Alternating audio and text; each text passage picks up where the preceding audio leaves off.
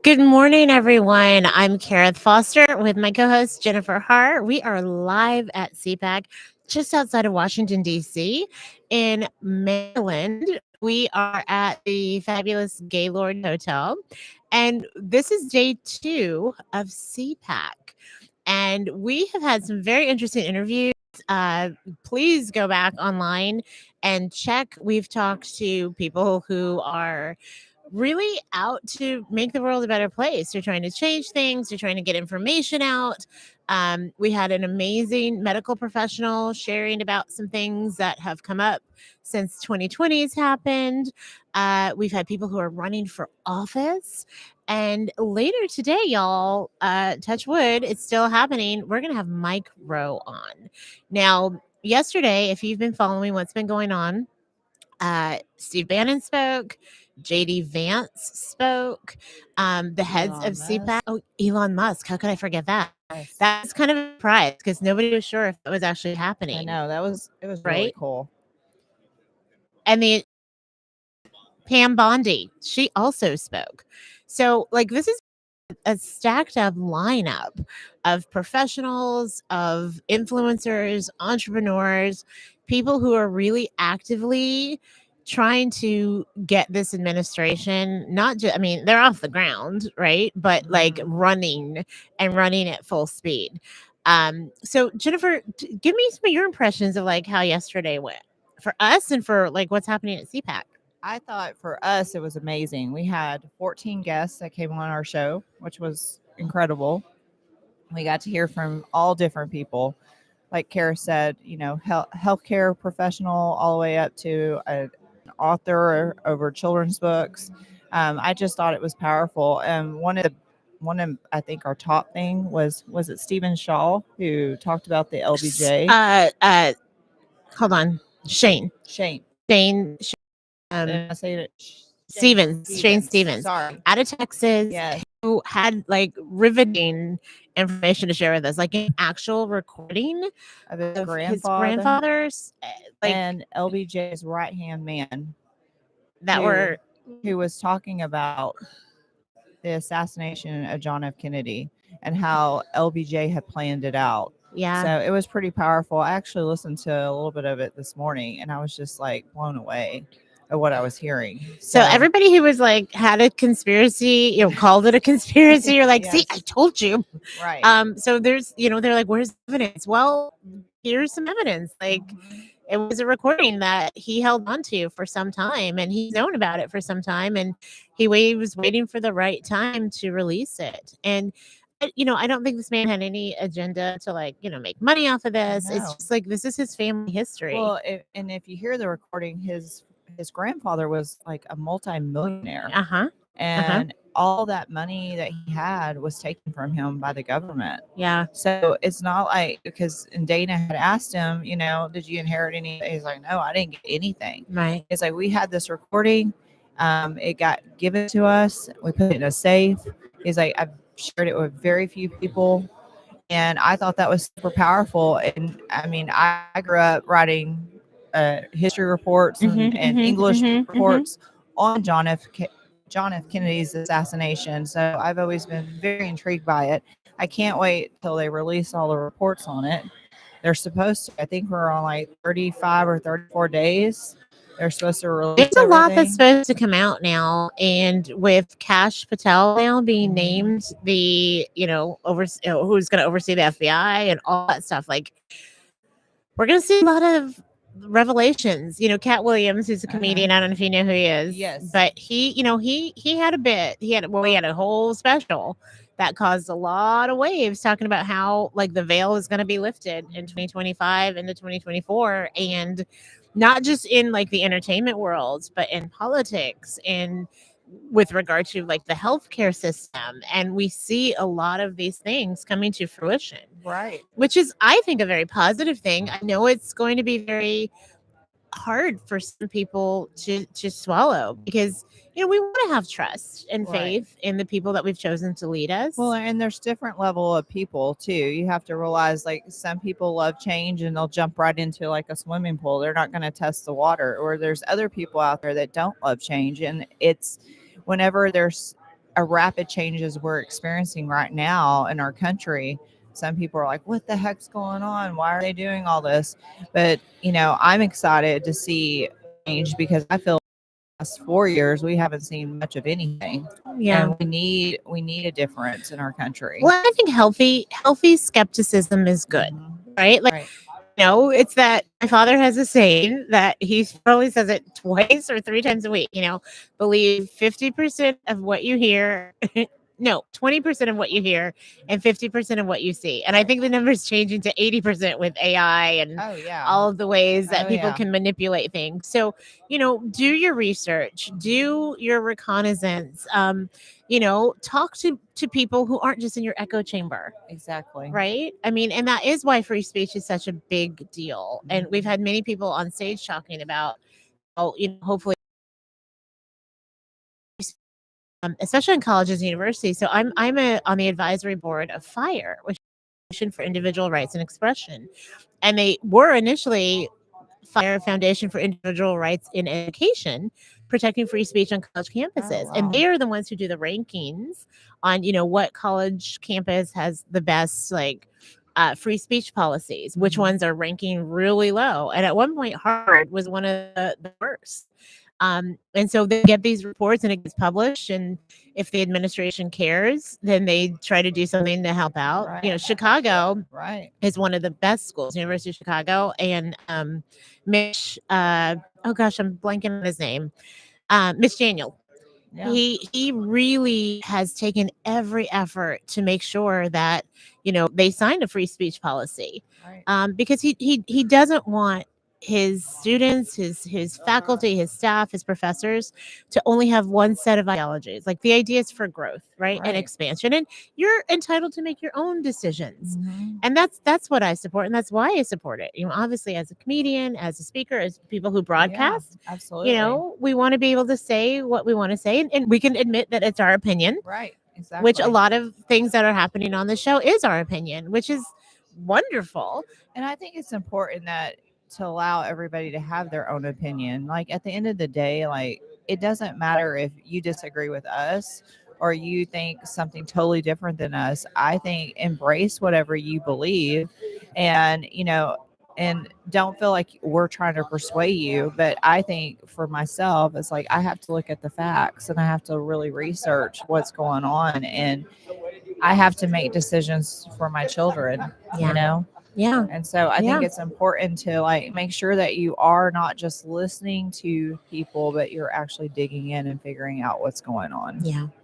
So based on yesterday, just kind of going back into the past, Yes. just a little bit, who inspired you? Like, who was somebody that struck you as a just a really positive and like made you excited about what's going to be happening? Out of the speakers yesterday, I really liked JD Vance a lot, and I also liked Elon Musk. I liked Elon Musk because it's funny. He wasn't a politician, right? He's an entrepreneur. He was this multi-billionaire, probably like a trillionaire by now, and he developed like the electric car and all this stuff. And then you're like sitting here going, okay, now you got this guy coming in and he's not taking a paycheck. He just wants to make a difference. And I'm just listening to his story about America. He wasn't born here, but he grew up, playing Dungeons and Dragons and like, just like a normal kid reading comic books and watching American TV shows. Right. And I just thought to myself, he grew up like we grew up, watching. I did not play Dungeons and Dragons. Me either. I Me have to either. admit that. But I nerded out, but not that quite, not quite that much. Me either. But I can sit here and say, like, just like, growing up and watching like the sitcoms. Right. No, and I it- get that. I get you that. know. So it felt very comfortable in that he had a very similar childhood. But do Right. you give pause? Like, do you ever wonder, like, does he have our best intentions at heart? Because again, I kind of take everything with a grain of salt. I Right. don't know every person intimately. I don't know their hearts. I can only look at their actions. Right. And there are a lot of people who are concerned, like, is he really out for us? Is he out for himself? Does he have another agenda? Obviously, he's got enough money. He doesn't really need more, but Right. that doesn't mean that people don't want more power. Right. So, again, I think just as a cautionary, we should just keep our eyes open and just watch what people are doing. Right. I mean, I feel like this happens on the left as well as the right. People blindly kind of just want to believe that the people that say the right things are going to do the right things Right. too. Exactly. No, I think action speaks louder than words. And so, yes, I definitely want to see what is going to be done. I do like some of the things that have been exposed. And I do like to know, like, okay, where is my tax dollars going? Exactly. Exactly. So I do like hearing some of that and going, okay, wait a second, why are we paying for that? We shouldn't be doing that kind of stuff. But I will say, I mean, I am with you on that. I do need to see a little bit more out of him and what's going to happen. Dodge it's new, It's all new. That's the thing. All of this is so new. Yes. So it is exciting. And for the people who've, been behind the scenes saying, like, we got to do something different. And like, I get it. We were talking to Terrace Todd. Was it Terrace Todd? Yeah, yesterday. And, that man started out there were so many people who started out as Democrats and liberals, like, very proudly and have converted. I can sit here and say, for a long time, I was more of a Democrat than I was a Republican. I lean more to the left, and not in the Democratic way that it is now, the old school Democratic way. I think the line moved. Like how sometimes the goalposts move. Right. The line moved on, on that label, Right. And the thoughts. And I still believe that most people, as Paul Conte coined, are in the league of reasonable voters, where there's 70 to 80% of us that are really in the middle. Right. We don't have extreme leftist views. We don't have extreme right views. I used to always say that I was never really either party. I was more of, I'm going to vote for who is right for the country and who is going to do their job. That's kind of how I look at things. It's just like going into, hiring someone for the law firm. Right. I'm not going to just hire someone because they look good and they have a nice smile. I'm going to hire someone that has good credentials as well. And, that brings the hospitality element and the different pieces. Right. And I think that when I look at a candidate, I can't just see like, oh, I'm going to do this, this, and this. I got to actually see, what have you done in your past? Right. What have you accomplished? Well, vetting is so important, right? Not just professionally, but in our personal lives. And we had a young lady yesterday. Was it Missy? Missy Robinson, who is out of Vegas. She's a comedic actress and does improv, and she was in LA for a bit. She said she ran for Congress, I believe it was, right? Yes. And she was running as a Republican, and the GOP backed her opponent, like gave like $500,000. They outspent her. And the guy ended up being a convicted murderer. Like so it's like, we all have to vet people, not just because they look good and say the right things. We got to go deeper than the surface. Right. And I that's what I love about being able to do this podcast with y'all, is that we can have these conversations. It doesn't have to, we're very open about hearing what is happening and what's going on and asking the right questions. Like, this is what journalism was supposed to be, right? Absolutely. Before it kind of got distorted, right? By sponsors. Not that we're not happy to have sponsors if you're on board with what we do. And actually, Patriot Mobile is a sponsor that I think I'm just giving a plug for. And it's Lawyer Dana. Lawyer Dana is the promo code. So, if there are people who align with your thoughts and ideas, like, of course, we need to support each other. And, Patriot Mobile is supporting us, and so we want to support them. That is it's a symbiotic relationship, if you will. Yes. Right. And Patriot Mobile carries AT&T, Verizon, all the major networks of, cellular lines. So you don't have to worry about like cell reception and things like that. They have everything. So, and their pricing is really good. So check them out. There you go.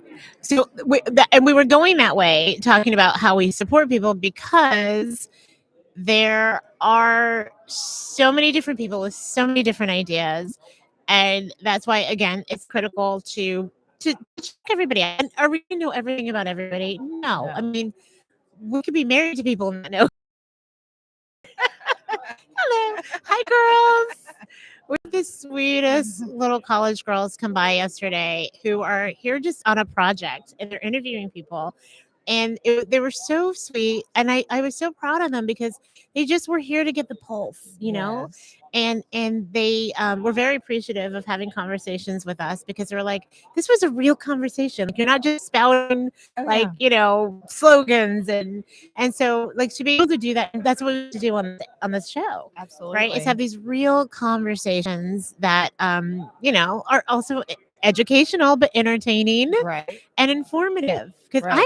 I learn something new every day. Like, Oh, yes. there's so many things I've heard from some of the guests that have been on here that I had no idea about. Me as well. What can you think of something like off the cuff? Well, I will say about the whole COVID vaccine when he brought in what The vials. the vials, I was just blown away yesterday. I was like, oh my gosh, this is really happening. So can we give Yeah. reference? So the vials that Tom, can't think of his last name right now. Tom. He's a starts with H. Right. Thomas H. We'll we'll have a It's better on there. notes. What? Say that again. Haviland. Haviland. Thomas Haviland. He had two vials that he had taken from people who had blood clots, and they had allegedly received the COVID vaccine, and that's what he pulled from it. One of them was actually a person who was still living. Oh, yes. And he pulled it out of their bodies after having, you know, allegedly received the vaccine. So I'm going to tell you a story Yeah. about this. So I 100% believe what he was telling us yesterday because so I go get my car serviced, and the lady I go to her, special lady, I love her to death. Her name is Shelly. I was talking to Shelly one day, and she asked me, "Hey, did you get the COVID vaccine?" And I said, "Well, yeah, I got it twice." And she's like, "Oh my gosh, why'd you do that?" And I was like, "Well, I didn't know, Right. you know." Right. And she was like, "Well, what have you had?" And I was like, "Well, I got diagnosed with Hashimoto's like right after that." And like, Oh, so, no. you know, so she started talking to me about a friend of her who was a nurse. She said, "Hey, my friend, same thing, super sick, multiple miscarriages, couldn't have baby." And she said she went through this protocol and they pulled out, she said it looked like a worm. It was huge. Oh my long God. thing. Anyway, she's like, "You need to go through this protocol. I'm telling you you need to do this." She gave me the lady's number and everything. And I haven't really followed through, but like after I heard what he said yesterday and I saw the vials, I was like, that is what she was talking about. And ever since she got that removed, she's been fine. She's been able to get pregnant. Wow. And carry a baby. Wow. So what a like story. if there's people out there who are struggling with miscarriages. Well, there's so many miscarriages happening. I just saw it online. There were people talking about so it's like supposed to be like a funny meme. Like, remember like what's your porn star name? It was like the name of your your street and your pet. So mine would have been Bunny Diamond Head because I had a rabbit. Anyway, but the meme thing was what you were last in a hospital for and the last food you ate. Oh, okay. So mine would have been, you know, it was like hip replacement chicken. Like that's your your DJ name. Yeah. But like there were so many people that were, I mean, they were trying to make light of it because obviously that's what we do to heal. Right. Catharsis. Right. Of pain, right?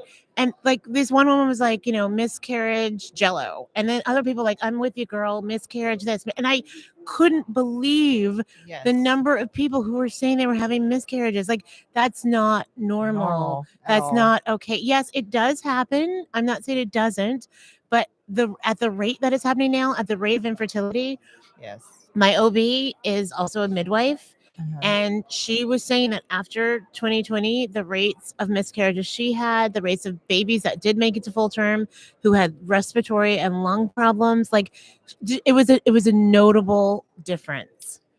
And I don't fault anyone. Like, I have empathy and sympathy for anyone who took it because nobody took it out of out of people No. took it out of fear. They were Yeah. told to trust. There was a military grade psychological warfare. Uh-huh. And who doesn't want to save their grandma? Who doesn't want to be healthy? Right. Who doesn't want to protect themselves from something? Like, I don't, but it is something that is about, agency. And again, how much are you going to dig? Right. Right. And I was sharing with Thomas who came by, like, when I had my kids, I had them in water, but I Mm. researched, Right. and I think more people research what kind of car they're going to buy than how Ex- they're going to give birth. Exactly. That's true. Because we abdicate to the professionals, just like we abdicate to our politicians. Well, they went to law school. They know more than I did. Well, Right. they're this, they're that. They know more than me. Well, not always, Right.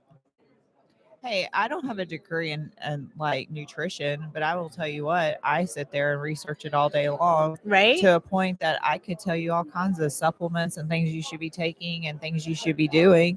Now, do I follow it like I should? Not No, always. because you're human. but, but at the end of the day, like I think it's whatever you're passionate about, and you're gonna learn so much from, and then you share it, right? And you're not going to be an expert in everything. That is why we defer to people who, again, we trust and we vet. Right. And look, sometimes people pull the wool over our eyes. Sometimes people talk a really good game. But that is, again, why, you watch more than one news network. You look at more than one website. You have friends who are in different political parties. That's the idea. We were talking last night with Summer about, friends, people who are defriending, unfriending, because they're like, oh, you're there at CPAC, you're doing this. And it's like, well, that doesn't, like, why are you putting that label on me? Right. And that's so inconsiderate. And I think that's so unfair. And I think it's really tragic, especially if your friendship is going to be based on something so surface level. And I get why it's deeper for some Right. people, because it's their identity, right? Right. And if that contradicts, then you think, well, if that person aligns with that group, then they're gonna hate me. They're gonna. But can I tell you, I've been surprised to find so many people here who do have kind hearts. Not surprised. Like, I think most of the world is kind. I'm that optimist. Yeah. Look, there are jerks on both sides. Right. All sides. Exactly. Good people and bad people exist in the world. I did have a woman come up to me today that as I was walking in, and she had this pink, cute pink Trump hat on. She's like, "Hi." I go, "Hi." She goes, "Do you remember me?" I go, "No, I don't." She goes, "We met yesterday." She goes, "You don't remember me?" I go, "No." She goes, You gave me your Instagram." I go, "Ma'am, that was not me." She goes, "Oh, she goes, "It was somebody who's just as beautiful as you." I'm like, "Good recovery." That was a nice save, lady. Oh my gosh. So, look, we all have these biases. We all have these lenses on. Right. And the idea is to just, not let them take us to a place where we're being disrespectful. Exactly. Where we're not valuing another person, where we're not, and everybody makes mistakes, everybody misspeaks. Like, and if we can have grace about it, like that woman tried to, and like I did, that's what makes the world go round. Exactly. I 100% agree with you on that. And I think that, we're all going to have different opinions about different things, and especially politics. I mean, that's one that I usually don't even talk about with people because I know it strikes a nerve for some. But at the end of the day, like, I don't think it's something you should befriend a person over. It's like it's politics. Yeah. We are human beings. Oh, that's what I was gonna. That's where I was going. I keep losing my train of thought. But when we're talking about Terrace, Todd, and some other people who, again, are going to go on the show, who were Democrats, like lifelong Democrats, who kind of went or have converted, right, or started to come more over to the conservative side of things, and we're talking about like the closet conservatives. Well, look at like Joe Rogan, Yeah. of all people. Yeah. I think Joe Rogan was extremely yeah. Democratic, but after like things he's learning, and I don't know how many people are out there watching his podcast. There's a lot. He's like the number one podcast, I think. Yeah, right I mean, now. I will tell you, he is constantly bringing people on. He is asking the questions. I mean, his views have completely changed. Yeah. Yeah. And well, that's what happens when you get more information. Yes, exactly. And you don't live in an echo chamber. Yes. Just saying. Well, listen, we have some exciting guests coming up. Yeah. We have some people who were actually at the Capitol on January 6th. Actually, some of them didn't even go inside. They were just Right. there. They were just there, like just there. And they got caught, Yep. captured, And right? Arrested, put in prison for months and Yes. a couple years. Yes. So very interesting stories that we've got coming up, because I don't know if I've ever like met anybody who was actually physically there Right. or who suffered any of the consequences from being there. So Neither. to be able to hear their side of it, because we obviously only get one side from the Right. media, that's out there. It's Well, going to be something they fascinating. said yesterday to us is that they have felt completely unwelcomed, but Change, right? The tides have turned. Exactly. So I can't wait to hear their story. Yeah. What they went through. Yeah.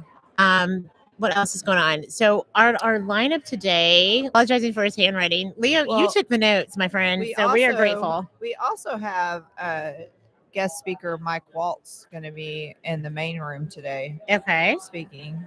So Adam Villarreal, he is supposed to be coming on in about half an hour with us.